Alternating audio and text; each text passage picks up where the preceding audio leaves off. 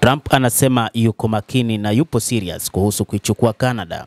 Rais huyu wa Marekani amerudia mara kwa mara wazo la kuinyakua nchi jirani ya kaskazini mwa Marekani, ambapo amesema kwamba mpango wake ni mpango uliokamilika na kwamba yupo serious kwa ajili ya kuhakikisha Canada inakuwa chini ya Marekani na inakuwa ni jimbo la Marekani. Rais huyu wa Marekani Bwana Trump amethibitisha tena kwamba yupo serious kuhusu kuichukua Canada na kuitoa kuwa sehemu ya Marekani.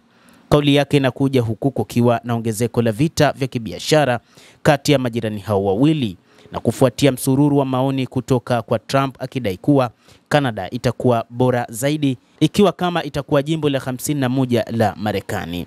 Akizungumza na waandishi wa habari katika ofisi ya Oval siku ya Ijumaa, Trump alikariri madai yake ya awali kwamba Marekani inatoa ruzuku kwa jirani yake wa kaskazini kwa mamia mabilioni ya dola kwa mwaka, akidai kukosekana kwa usawa mkubwa wa kibiashara kati yao.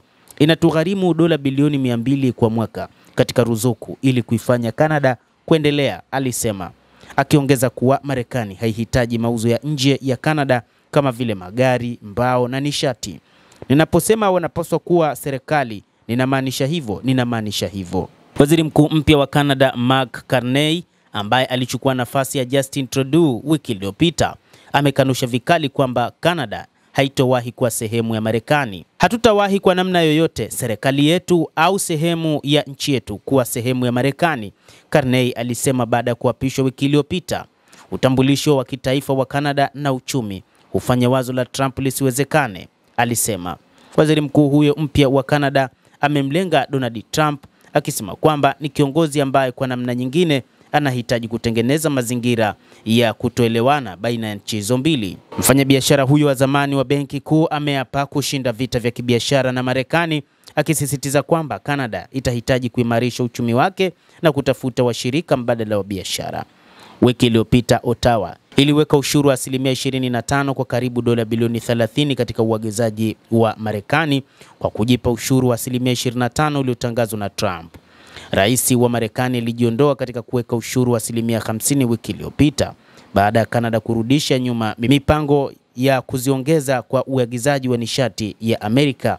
Ottawa iko tayari kuketi na kujadiliana vita vya kibiashara na Washington, wakati Canada inaonyeshwa heshima kama taifa huru, Carney alisisitiza katika taarifa yake mnamo siku ya Alhamisi. Mtazamaji wa The World News, bado kuna tofauti baina ya Marekani pamoja na Canada, lakini pia baina ya Marekani na baadhi ya mataifa mengine barani Ulaya kutokana na vita vya kibiashara alivyovianzisha rais wa Marekani Bwana Donald Trump. Lakini pia vita hivi vinaigusa China. Endelea kutufuatilia, lakini usisahau kulike, kucomment na kusubscribe channel yetu hii. Mimi ni Adam Hussein. Endelea kuwa nasi wakati wote, endelea kutufuatilia.